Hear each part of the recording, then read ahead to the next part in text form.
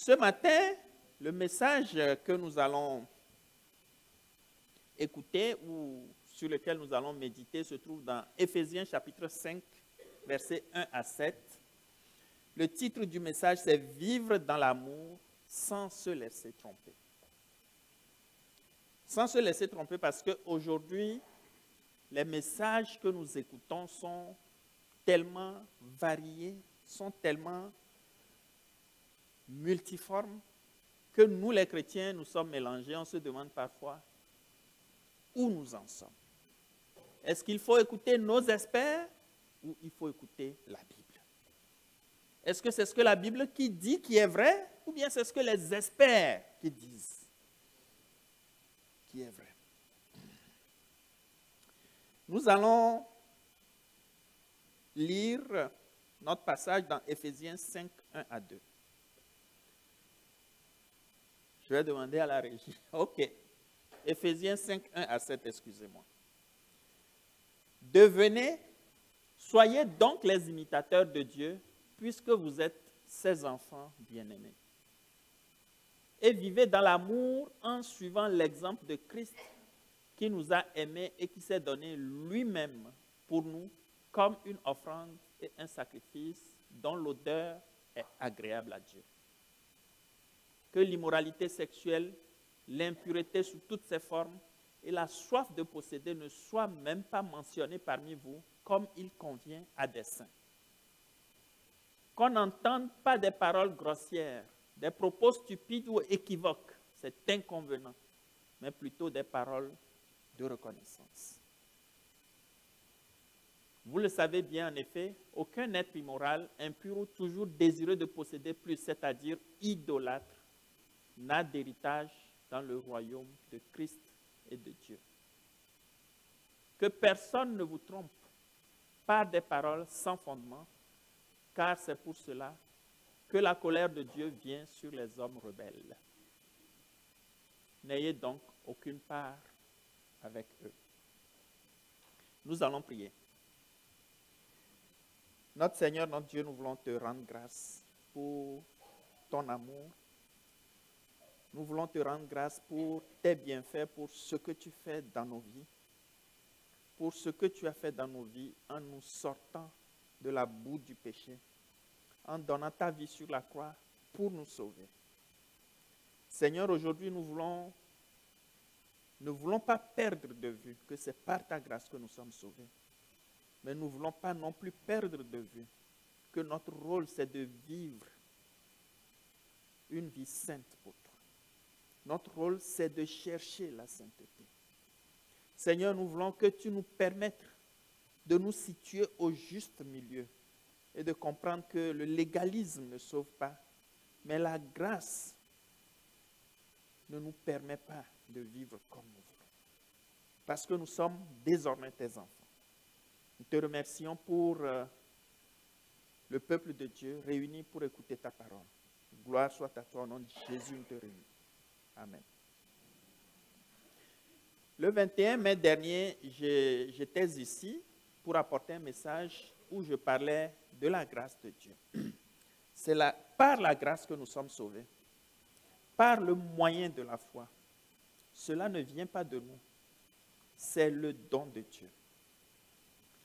Aujourd'hui, je ne suis pas venu pour vous dire que la grâce de Dieu qui nous sauve n'est plus d'actualité. Non. Il y a 500 ans maintenant que nous célébrons la Réforme. La Réforme, c'est des chrétiens se sont levés pour dire nous devons écouter ce que la parole de Dieu dit et non ce que le clergé dit. Et ils ont exposé leur vie. Il y en a qui sont morts. J'ai vu un film récemment, il y avait un premier réformateur qui a été brûlé, c'était le bûcher. Mais ça n'a pas découragé les autres, notamment Martin, Luther, Calvin plus tard, à dire non, si Christ est venu dans le monde pour mourir pour nous, nous devons écouter son message et non ce que le clergé disait à l'époque. Je crois que si vous vous allez chez vous et que vous regardez un peu l'histoire de la réforme, vous comprendrez très bien de quoi nous voulons parler.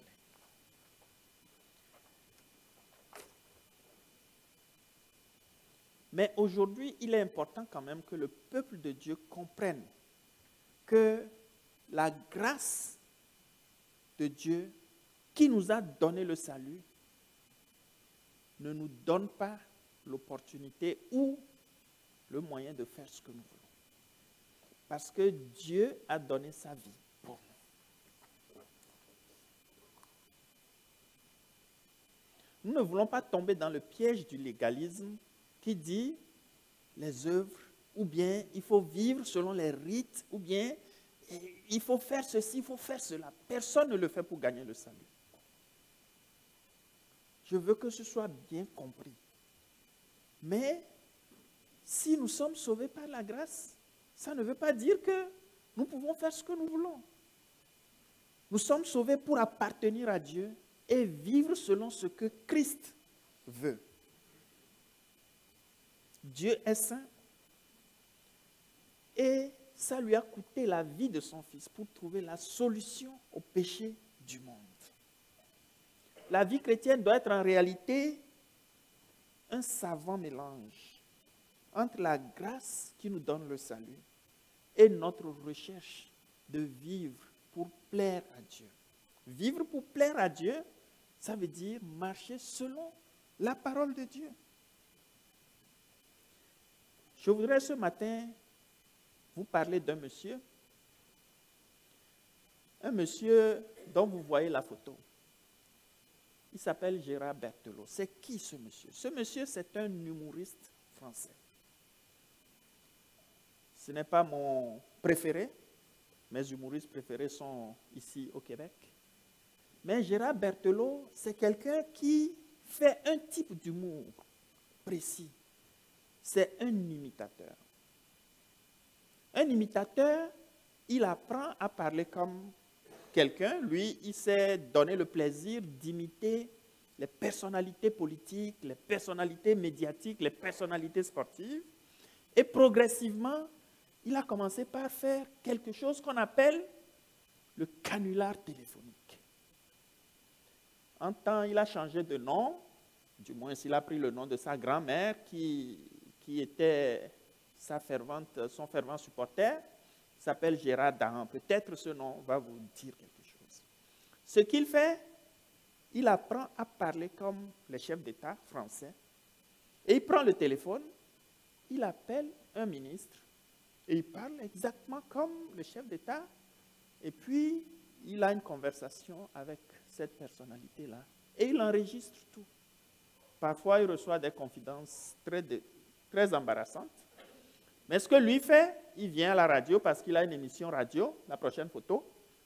Et le chef d'État qui ne savait pas que quelqu'un appelait un ministre, ou bien un ministre qui ne sait pas que quelqu'un appelait une personnalité en son nom, écoute à la radio une conversation qui...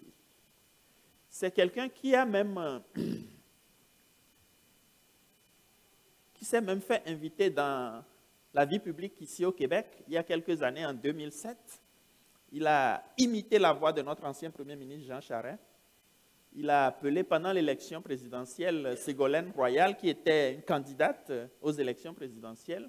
Et il lui a parlé de... À l'époque, Ségolène Royal a fait une déclaration sur la souveraineté au Québec qui comparait à la Corse. Et il l'a appelé pour lui dire non, ce n'est pas normal. Et puis bon, de toutes les façons, il a eu un entretien.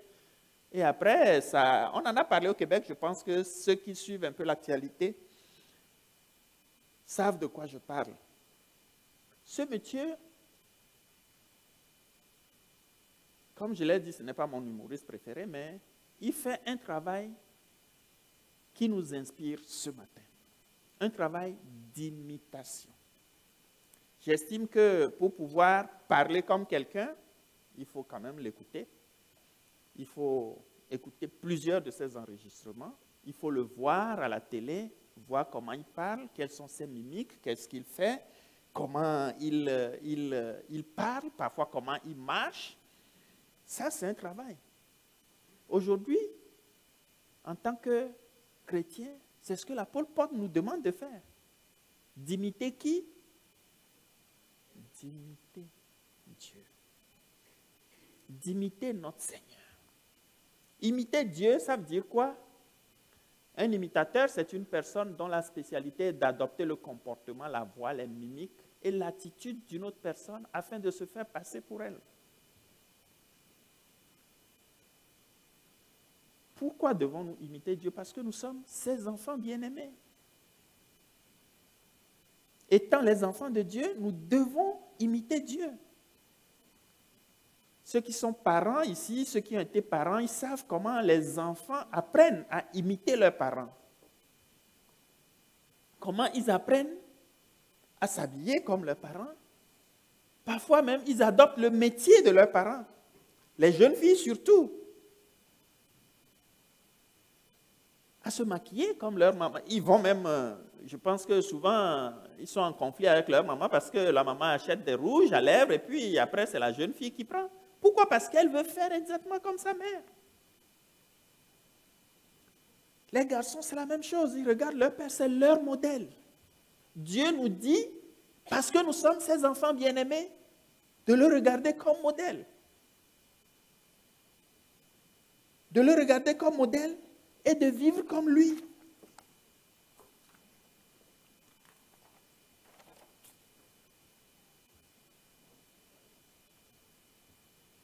Qu'est-ce que Dieu fait et qui peut être un modèle pour nous à suivre?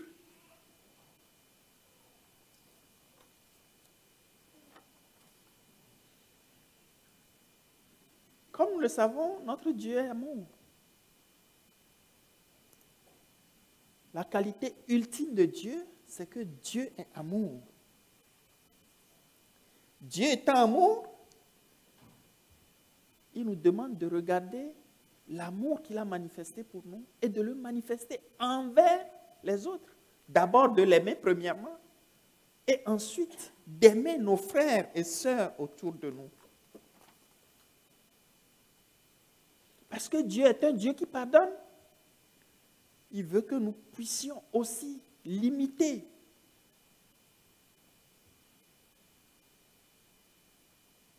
L'imiter dans cette qualité qu'il a de pardonner. Nous pouvons le faire en apprenant à bien comprendre la parole de Dieu. Comment pouvons-nous connaître les qualités de Dieu si nous ne pouvons pas nous plonger dans sa parole? Il a dit dans le psaume 105, verset 5, psaume 119, verset 105, « Ta parole est une lampe à mes pieds et une lumière sur mon sentier. » Vous savez, la parole de Dieu, aujourd'hui, nous avons une grâce de l'avoir avec nous, de tenir la parole de Dieu dans nos mains. Mais ce n'était pas le cas des chrétiens du Moyen-Âge. D'abord, ce n'était pas autorisé de l'avoir parce que c'est comme si tu voulais prendre la place du clergé. Mais les gens ont donné leur vie, comme je l'ai dit tout à l'heure, pour que nous puissions posséder cette parole. Nous devons vraiment nous plonger dans cette parole, étudier cette parole pour comprendre ce que Dieu veut de nous. Si nous ne comprenons pas ce que Dieu veut de nous, si nous ne pouvons pas nous rassembler en église pour écouter les messages, pour savoir ce que Dieu veut de nous, nous ne pouvons pas l'imiter. Parce que imiter Dieu, c'est d'abord savoir ce que Dieu veut.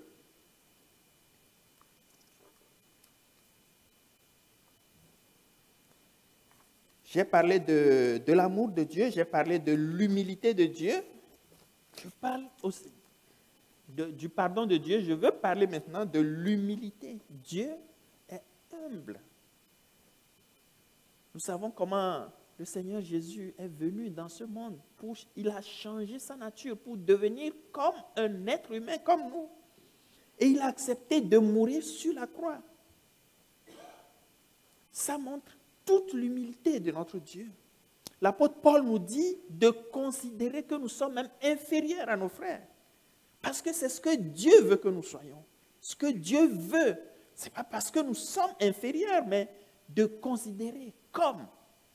Ça veut dire, nous devons être humbles jusqu'à placer nos prochains au-dessus de nous.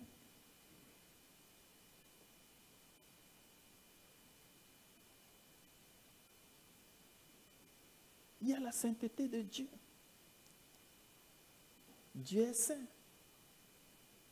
Dans Ésaïe, même les anges ne pouvaient pas le voir. Ils sont couverts les yeux avec les ailes. Et ils chantaient Saint, Saint, Saint. Dieu est saint, il n'a pas changé. Si nous voulons nous approcher de lui, nous devons nous approcher de lui. Mais ne pensons pas que nous pouvons vivre dans le péché et nous approcher de lui.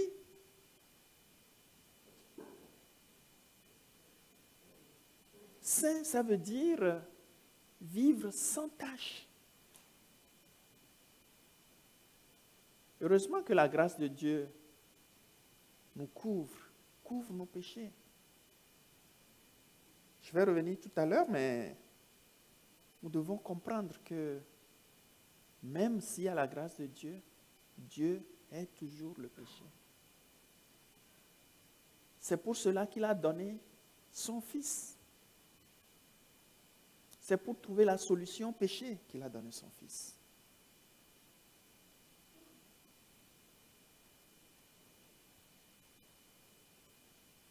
Un enfant, il partage beaucoup de choses avec ses parents. Dans l'ADN, on parle beaucoup de l'ADN aujourd'hui. Il le reçoit de ses parents. Si nous devenons enfants de Dieu, nous devons aussi partager avec Dieu l'ADN spirituel qui nous donne la capacité d'exprimer, de nous exprimer comme Dieu le souhaite. Mais le problème que nous avons aujourd'hui en tant que chrétiens, c'est que nous tombons dans le piège de la tromperie. Même les chrétiens les plus solides, au fur et à mesure qu'on écoute ce qui se passe dans le monde, au fur et à mesure qu'on écoute ce qui se passe dans les médias, au fur et à mesure qu'on écoute ce que nos experts disent, le message semble embrouillé dans notre tête. Nous n'arrivons plus à nous accrocher au message de Dieu. Ce matin, je voulais qu'on fasse un exercice pour qu'on voit réellement entre le message de Dieu et le message des experts sur lequel nous devons mettre notre foi. Sur quel message devons-nous nous accrocher? La société dans laquelle nous vivons nous environne et proclame un message différent. Parfois même dans les églises, on écoute ce genre de messages différents de ce que la parole de Dieu dit. Les gens disent, est-ce que c'est une mauvaise interprétation? Comment ça se passe? Mais non. C'est le diable qui œuvre pour faire passer dans le peuple de Dieu des messages flous pour que nous ne puissions pas nous accrocher à ce que Dieu dit. Et dans les versets 5 et 6 et 7, l'apôtre Paul nous dit de ne pas avoir part avec ces gens de frères, avec ces gens de personnes, de ne pas avoir part.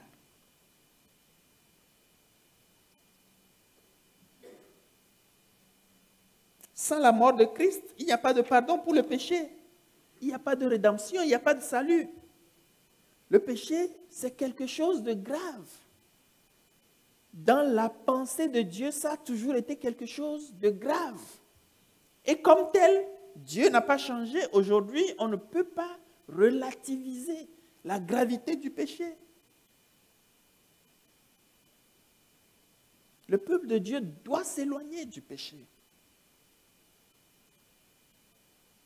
Le chrétien sauvé doit faire tout en son pouvoir pour s'éloigner du péché. Ça veut dire que le péché ne doit pas être notre marque de fabrique, notre façon de vivre.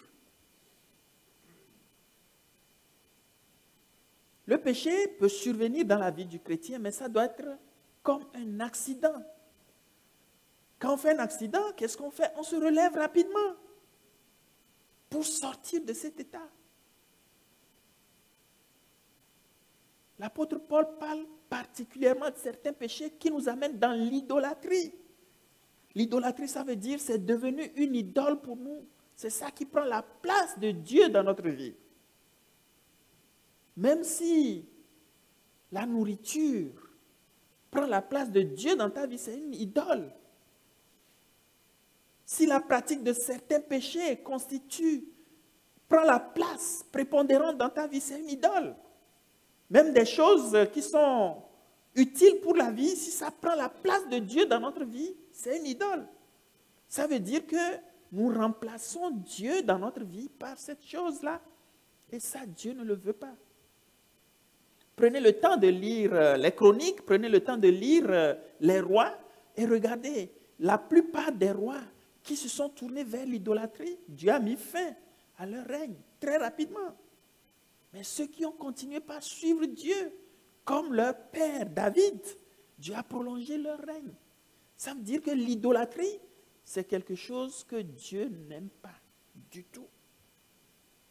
C'est-à-dire donner à une autre chose la place de Dieu.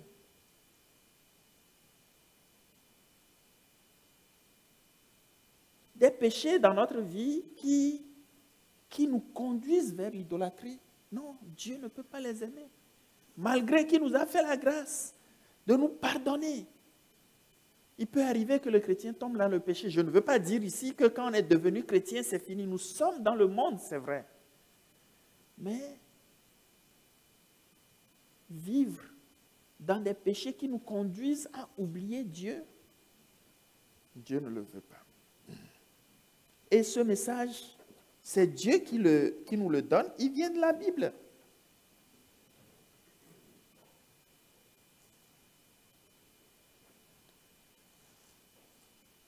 Vous savez, la Bible, c'est la parole de Dieu. Et cette parole, Dieu l'a insufflée. C'est comme beaucoup de gens qui, peut-être, ne peuvent pas d'eux-mêmes faire leur déclaration de revenus. Ou bien, tu appelles un comptable pour faire la déclaration à ta place. Mais à la fin, on te dit de signer. Quand on envoie la déclaration de revenus au service compétent et qu'il y a une erreur, ce n'est pas celui qui t'a aidé à faire la déclaration de revenus qu'on va appeler. C'est toi qui as signé, n'est-ce pas? Tu as donné le pouvoir à quelqu'un de faire ta déclaration de revenus ou bien d'écrire une lettre en ton nom. C'est comme ça que Dieu a utilisé les hommes pour écrire son message. Mais son message, il est vrai depuis l'Antiquité, depuis qu'il est écrit jusqu'à aujourd'hui. C'est pour ça que nous allons voir, je pense que je l'ai sur les acétates, quelques...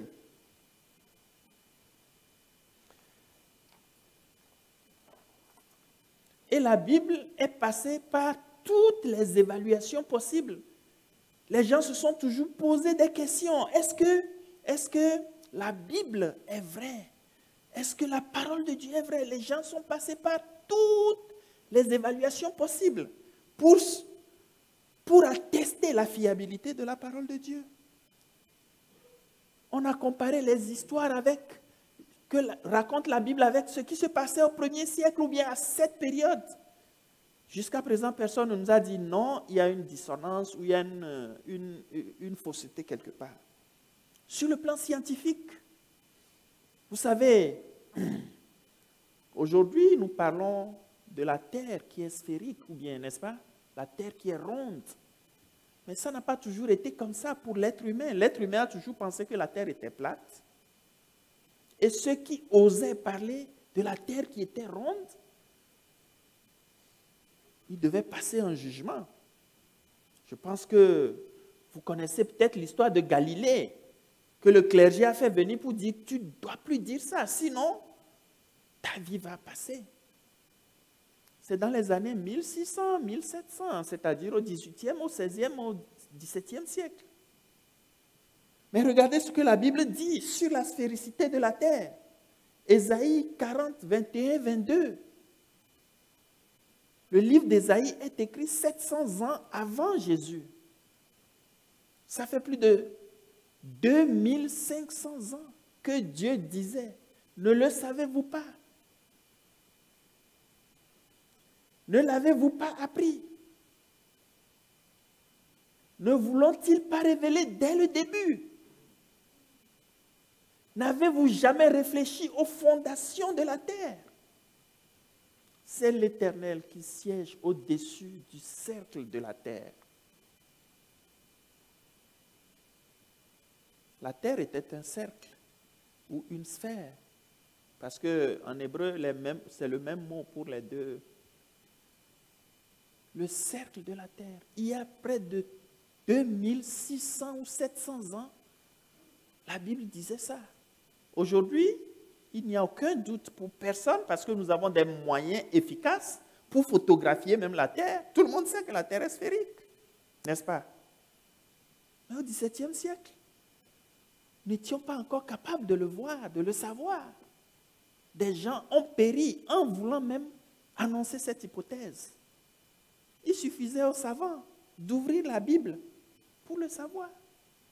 Sur cet aspect, est-ce que c'est les experts ou bien c'est la Bible en qui nous devons mettre notre confiance? Il y a un autre exemple dans Job.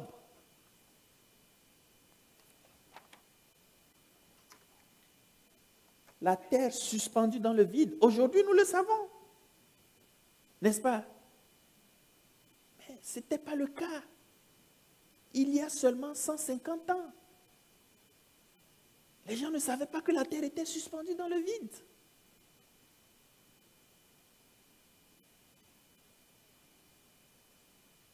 Qu'est-ce que Job disait? Dans Job chapitre 26, verset 7. C'est lui qui déploie le nord sur le vide. C'est lui qui suspend la terre sur le vide. Deux exemples. Il y a plein d'autres exemples. Je ne parle même pas des prophéties, des 2000 prophéties de l'Ancien Testament qui sont réalisées. Je ne parle même pas de ça. Je parle dans la cour de nos experts, des scientifiques. Ça veut dire que l'être humain est limité. L'être humain est limité dans sa façon de voir. Nous avons au grand maximum une centaine d'années à vivre. Ceux qui vivent plus, c'est une grâce que Dieu leur fait. Nous ne pouvons pas savoir ce qui se passe sur toute l'étendue de la création. Mais à partir de ces deux exemples, nous voyons comment la Bible, 3000 ans avant, disait des choses qui se révèlent aujourd'hui vraies scientifiquement. Dans quelques années, quand on aura des outils plus performants, on va se rendre compte de beaucoup de choses que la Bible dit et que nous ne voulons même pas regarder. Entre un scientifique ou bien un expert et Dieu qui a parlé à travers la Bible. Si je dois mettre ma confiance dans une affirmation ou dans une hypothèse, qui choisir? Je pense qu'on aurait bien fait d'enseigner beaucoup plus la Bible que les experts ne le font aujourd'hui. Vous savez, les experts, ils nous ont dit la façon d'élever même nos enfants. Ils nous ont dit la façon de vivre dans ce monde. Ils nous ont dit tellement de choses qu'on se demande, mais comment cela se fait? Il y a quelques années, les experts nous ont dit au Québec ici, il faut que les élèves aient un rapport d'égal à égal avec leur professeur. Il faut que tu appelles ton professeur par son nom et que vous soyez des amis, des chums. Aujourd'hui, on voit dans les écoles comment ça devient difficile. Les rapports entre les professeurs et les élèves. La discipline et tout ça. Mais ces experts, aujourd'hui, ne sont plus là pour nous dire leur mea culpa.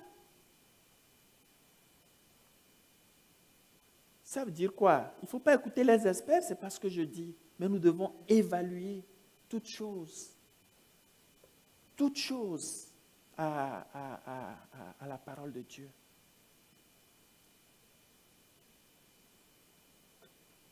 Tout ça m'amène à vous dire que ce que la parole de Dieu nous dit, c'est ça que nous, les chrétiens, nous devons prendre pour acquis. C'est à partir de là que nous devons. Aujourd'hui, on veut nous faire croire que le péché n'est pas grave. On veut nous faire croire que nous pouvons faire ce que nous voulons. L'essentiel, c'est d'aimer mon frère. C'est d'aimer ma soeur. L'essentiel, c'est l'amour. Mais non, ce n'est pas ce que la Bible nous dit. La Bible nous dit d'aimer, mais la Bible nous dit de fuir le péché. Dans le texte que nous avons lu aujourd'hui, la parole de Dieu a fait état de certains, on va revenir là-dessus tout à l'heure.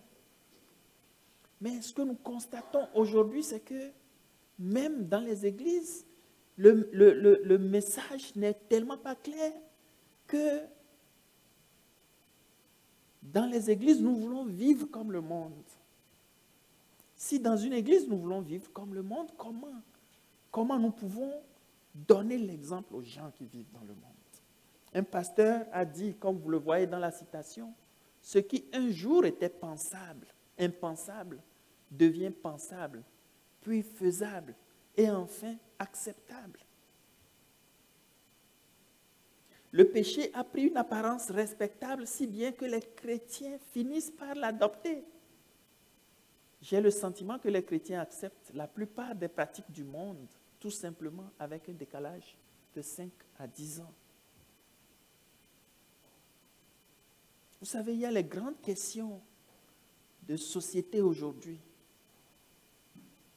Il y a quelques années, on ne pouvait même pas parler de ça dans les églises.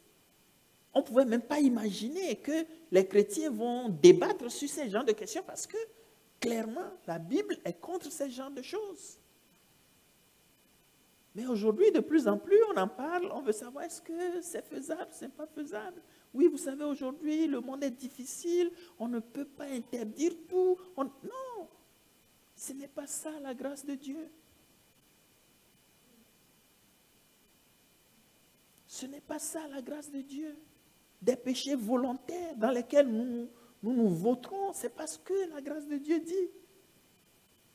Dieu nous a fait grâce en nous sortant de la boue du péché, en couvrant tout ce que nous avons fait quand nous étions encore dans le monde. Maintenant, nous sommes enfants de Dieu. Nous ne pouvons plus retourner dans la boue du péché. Et écouter les gens nous dire oui, ou bien les experts disent oui, ça c'est pas impossible, ça c'est comme ça. Non. Nous avons vu aujourd'hui que les experts, ils peuvent se tromper. Même si aujourd'hui c'est leur opinion que la plupart des gens écoutent, ils peuvent se tromper. Ce n'est pas le cas de la parole de Dieu.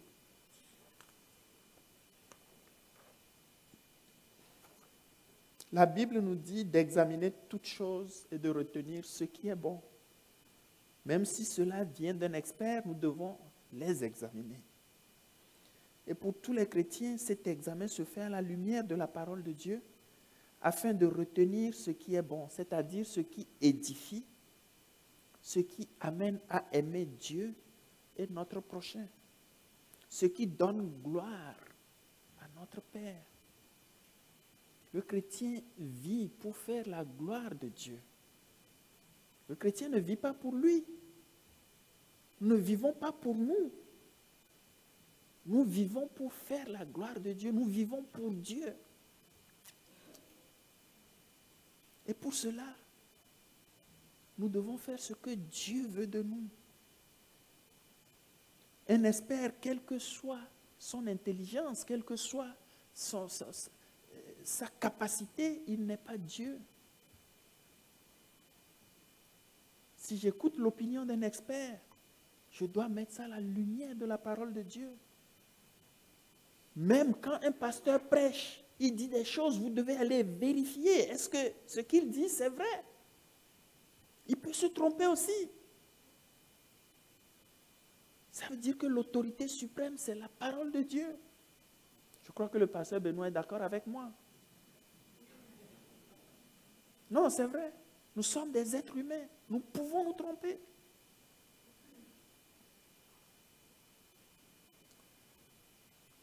Comme je l'ai dit tout à l'heure, il y a des péchés qui conduisent à l'idolâtrie. Et il faut vraiment qu'on s'en méfie. Nous devons nous méfier. Quand on décide de venir au Seigneur et d'accepter Jésus, c'est une décision personnelle que nous faisons. On ne nous oblige pas. On nous présente la parole de Dieu. La parole de Dieu fait son effet en nous et nous décidons de donner notre vie à Dieu.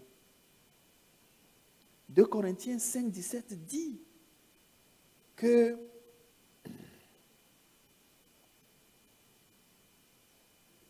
toutes choses sont devenues nouvelles. Si quelqu'un est en Christ, il est une nouvelle créature. Les choses anciennes sont passées. Voici, toutes choses sont devenues nouvelles.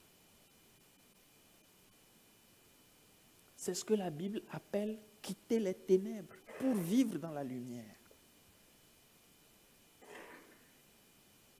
Avant, nous ne savions pas quel était le plan de Dieu pour nous. Quand nous acceptons de lui donner notre vie, nous sortons des ténèbres pour vivre maintenant dans la lumière. Et dans la lumière, nous devons faire les œuvres que Dieu veut, les œuvres qui sont éprouvées. Ce n'est pas ces œuvres qui nous donnent le salut, non. Mais quand nous sommes sauvés, nous devons la reconnaissance à Dieu. Nous devons lui montrer notre reconnaissance pour ce qu'il a fait pour nous. Et pour cela, la meilleure façon, c'est d'éviter ce pourquoi le Seigneur a donné sa vie.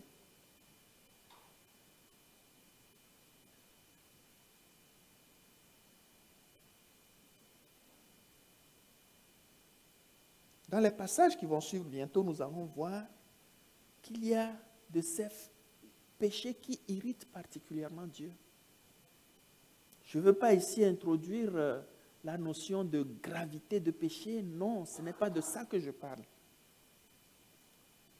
L'homme y met la différence entre la gravité. Quelqu'un qui ment et quelqu'un qui tue, la société ne le punit pas de la même manière. C'est vrai. C'est vrai que je préférerais qu'on dise que tu es menteur, qu'on dise que tu es un meurtrier. Mais avec Dieu, quand tu pêches, tu pêches. C'est ça qui a fait que même la simple désobéissance, c'est-à-dire de ne pas écouter la parole de Dieu, ce que Dieu dit, a amené une catastrophe à l'humanité. Dieu nous a créés pour vivre en harmonie avec lui. Mais c'est la désobéissance, ce n'est pas le meurtre. Le meurtre est venu plus tard. Mais c'est la simple désobéissance. Ce que peut-être aujourd'hui le monde ou bien la société ne considère pas comme étant quelque chose de grave. Je ne veux pas dire ici qu'il y a une gravité maintenant. Non, ce n'est pas de ça que je parle. Je parle des péchés qui nous amènent à oublier Dieu, qui nous amènent à l'idolâtrie.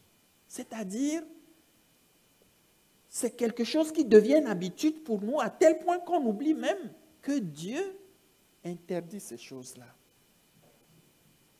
Nous devons particulièrement faire attention. L'apôtre Paul, non seulement insiste là-dessus, mais dans presque tous ses épîtres, il en parle. Il en parle dans Éphésiens, il en parle dans Galates, il en parle dans plusieurs de ses épîtres, parce que c'est tellement important. Dans Éphésiens 5, nous allons passer, regardez la liste de ses péchés. Que l'immoralité sexuelle, l'impureté sous toutes ses formes et la soif de posséder ne soient pas mentionnés parmi vous comme il convient à des saints. Quelqu'un qui vit dans la soif de posséder, ne dis pas oui, j'ai la soif de posséder aujourd'hui et puis demain je suis clean, c'est correct pour moi. Non, quand tu as cette soif-là, c'est une soif. C'est comme, tu continues, tu continues. L'immoralité sexuelle, c'est la même chose. On ne s'arrête pas. On ne prend même pas le temps. À un moment donné, on croit que c'est la façon de vivre. C'est ces choses que l'apôtre Paul nous demande de quitter. Au verset 5 de Éphésiens chapitre 5, vous le savez bien, en effet, aucun être immoral, impur ou toujours désireux de posséder plus, c'est-à-dire idolâtre. L'idolâtrie, c'est mettre Dieu et mettre quelque chose à la place de Dieu. C'est Dieu qui doit occuper la première place dans notre vie. Mais quand nous mettons quelque chose à la place de Dieu, que ce soit même une bonne chose, Dieu n'aime pas ça. C'est Dieu qui nous a sauvés. C'est lui qui doit être le centre de notre vie.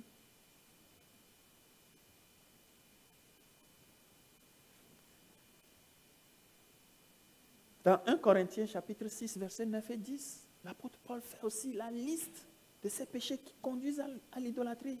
Ne savez-vous pas que les injustes n'hériteront pas le royaume de Dieu? Ne vous y trompez pas. Ceux qui vivent dans l'immoralité sexuelle, ni les idolâtres, les adultères, les travestis, les homosexuels, les voleurs, les hommes toujours désireux de posséder plus, ni les ivrognes, les calomniateurs, ni les exploiteurs n'hériteront pas du royaume de Dieu. Ça, c'est 1 Corinthiens. C'est différent de Éphésiens, ce que nous avons lu. Mais c'est les mêmes genres de péchés que l'apôtre Paul cite. Même dans Galates, chapitre 5, versets 17 et 21, en effet, la nature humaine, c'est-à-dire la chair, a des désirs contraires à ceux de l'esprit. Et l'esprit en a de contraires à ceux de la chair. La nature humaine, c'est notre nature avant. C'est notre nature naturelle, notre nature humaine. Mais Dieu, quand il est rentré dans notre vie, il nous a donné une nature spirituelle. Et c'est cette nature spirituelle qui doit primer maintenant. Et les désirs de la nature humaine sont contraires aux désirs de l'esprit. Ils sont opposés entre eux, de sorte que vous ne pouvez pas faire ce que vous voudriez. C'est normal. Nous ne pouvons pas faire ce que nous voulons quand nous sommes enfants de Dieu. Même un enfant dans la maison de son papa, il ne peut pas faire ce qu'il veut. S'il décide, lui, de sortir le matin, d'aller à l'école et ne pas revenir à la maison avant minuit, je crois que son père va lui dire que non, ce n'est pas comme ça que ça fonctionne. Ce que Dieu veut que nous fassions, c'est ce que nous devons faire si nous sommes ses enfants. Cependant, si vous êtes conduits par l'Esprit, vous n'êtes pas sous la loi. Si nous sommes conduits par l'Esprit, si l'Esprit de Dieu nous conduit, nous ne sommes plus sous la loi.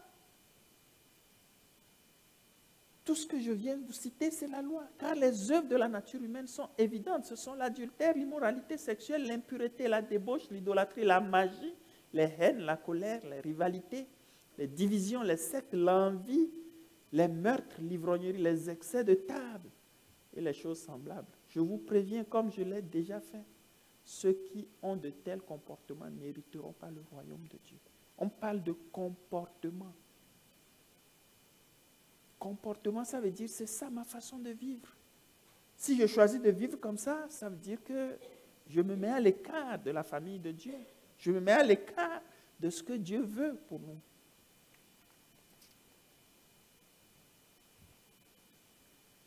Pour terminer, nous allons lire deux passages. D'abord dans Éphésiens chapitre 4, versets 17 à 19. Ou 18, oui. Voici ce que je dis et que j'affirme dans le Seigneur. Vous ne devez plus vous conduire comme des non-croyants qui se laissent guider par la sottise de leur croyance.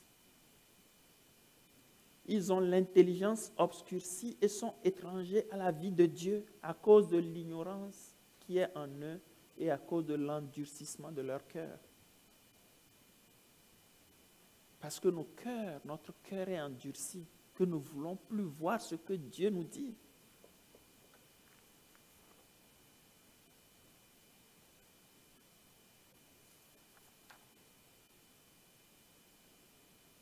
Il faut que nous dissocions vraiment les pratiques mondaines avec les pratiques que Dieu veut que nous ayons dans la famille de Dieu. Nous faisons partie d'une famille et nous devons vivre selon les règles de cette famille. L'apôtre Paul nous demande de ne même pas en faire des sujets de discussion. C'est qu'on ne parle même pas de ces choses-là parmi vous. Dieu est saint et nous devons nous approcher de lui dans la sainteté. C'est pour ça que la sanctification doit être l'objectif du chrétien. Le chrétien doit vivre pour être saint, comme Dieu est saint. 1 Jean 2, 15 à 17 nous dit « N'aimez pas le monde, ni ce qui est dans le monde. Si quelqu'un aime le monde, l'amour du Père n'est pas en lui. En effet, tout ce qui est dans le monde, la convoitise qui est dans l'homme, la convoitise des yeux et l'orgueil dû aux richesses, vient non du Père, mais du monde. Or, le monde passe, et sa convoitise aussi. Mais celui qui fait la volonté du Père demeure éternellement. » Ce matin, je suis venu vous encourager, juste parce que aujourd'hui, c'est difficile pour le chrétien de vivre. Aujourd'hui, dire que vous êtes chrétien, vous êtes la risée des gens. Ça fait que parfois, nous sommes tellement découragés que nous ne voulons pas que les gens sachent que nous sommes des chrétiens. Mais un chrétien caractérisé par une vie que la parole de Dieu a prescrite. Et c'est ça qui fait notre différence. Les gens vont se moquer de nous, mais la réalité, comme nous l'avons vu 3500 ans après que la terre est ronde, la réalité, c'est que c'est la parole de Dieu qui vaincra. Tout genou fléchira. Je vous remercie.